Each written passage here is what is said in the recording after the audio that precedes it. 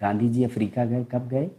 1893 में। तो कैसे आप इसे याद कर सकते हैं? तो गांधी जी अफ्रीका गए, तो आपको पता होगा कि भारत में गुजरात में गांधी जी जन्मे और यहाँ से अफ्रीका कुछ ऐसे पड़ता है। तो यानी कि समुद्र से गए, कैसे गए? तैर कर गए। तो आप अगर याद रखेंगे कि गांधी जी कैसे गए? तैर कर गए, यानी कि 93, 93 को आप हिंदी में क्या बोलते हैं?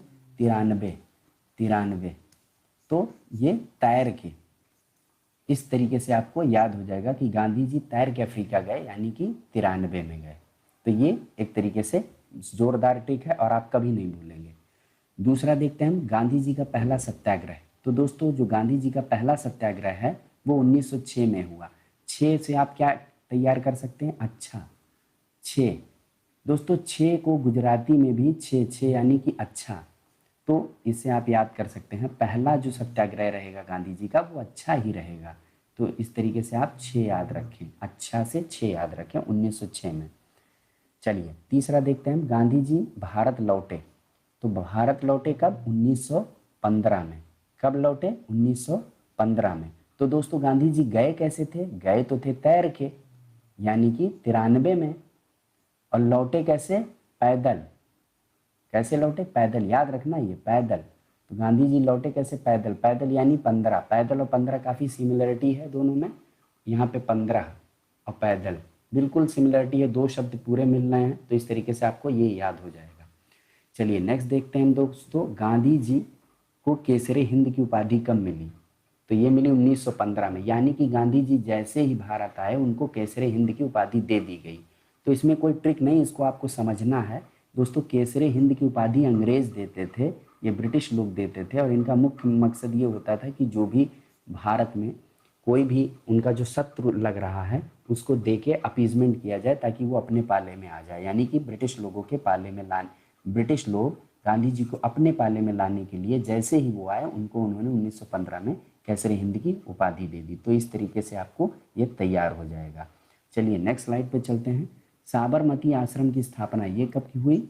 ये सन 1916 में हुई। तो दोस्तों ये भी बहुत आसान है, जैसे गांधी जी 1915 में आए उन्होंने नदी के किनारे अपना आश्रम बना लिया। आश्रम बना लिया क्योंकि वो आंदोलन करना चाहते थे, तो तुरंत 1 साल बाद ही उन्होंने आश्रम बना लिया 1916 में। अगला देखते हैं दोस्तों, चंपारण सत्याग्रह। तो दोस्तों चंपारण सत्याग्रह, इसमें नाम आ रहा है सत्याग्रह, तो यहाँ से सत्याग्रह कब? 1917 में। तो 17 और सत्या बिल्कुल मिलता जुलता है। ये गांधी जी का सबसे पहला सत्याग्रह था। तो 17, अगर हम इसे 17 लिखें और सत्या, तो ये दोनों काफ़ी मिलते जुलते हैं। तो इस तरीके से दोस्तों ये भी आपका तैयार हो जाएगा कि गांधी जी का चंपारण सत्याग्रह कब हुआ? सन 1917 में। चलिए नेक्स्ट देखते हैं हम, अहमदाबाद मिल मजदूर आंदोलन। ये गांधी जी ने किया कब? 1918 में। ये आपको कैसे याद होगा? तो बहुत ही सिंपल ट्रिक है दोस्तों। अहमदाबाद मिल मजदूर आंदोलन, यानी कि मिल में जो मजदूर होते हैं उनकी उम्र कितनी होनी चाहिए?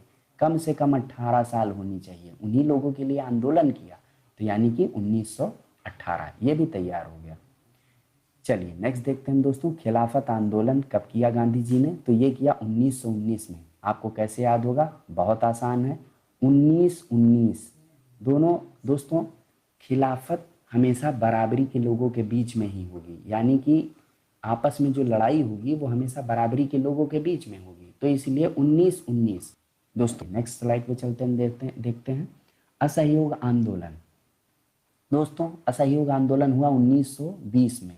अब इसे कैसे आप याद करेंगे? असहयोग यानी कि विरोध करना, और यहाँ पे 20 है, तो 20 को आप विष समझ सकते हैं। तो जब आप किसी का विरोध करते हैं तो एक तरीके से उसे विष देने के बराबर है। किसी का विरोध करना यानी कि उसे विष देने के बराबर है।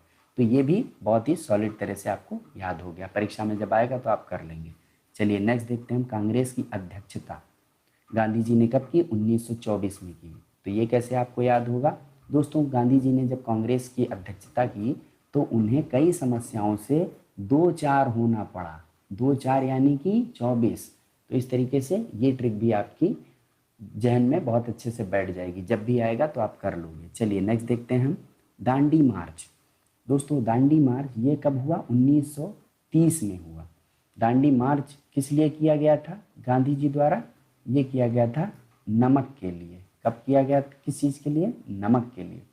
तो इसको आपको याद करने के 2 तरीके मैं आपको बता देना चाहूँगा। पहला तो आप ये याद कर सकते हैं कि नमक का जो 1 केजी का पैकेट होता है वो 30 रुपए का मिलता है और दांडी मार्च नमक से फेमस था। दूसरा तरीका ये है कि मार्च का जो महीना होता है वो 31 का होता है और अगर आप इसमें से 1 हटा दें तो ये 30 हो जाता है। तो 1930 में दांडी मार्च किया था गांधी जी ने। इस तरह से आपको ये तैयार हो गया। इसकी 2 ट्रिक हैं, आपको जो सुविधाजनक लगे आप वो देखें। सविनय अवज्ञा आंदोलन नेक्स्ट है और ये हुआ था 1930 में। अवज्ञा आंदोलन, तो दोस्तों इसको याद करने का तरीका बेहद आसान है। दांडी मार्च के साथ हम इसे जोड़ देंगे क्योंकि जब महात्मा जी ने दांडी मार्च किया तो अंग्रेज उनसे विनय करने लगे, विनय करके उन्होंने रोका। तो ये कब रोकेंगे, 1930 में ही।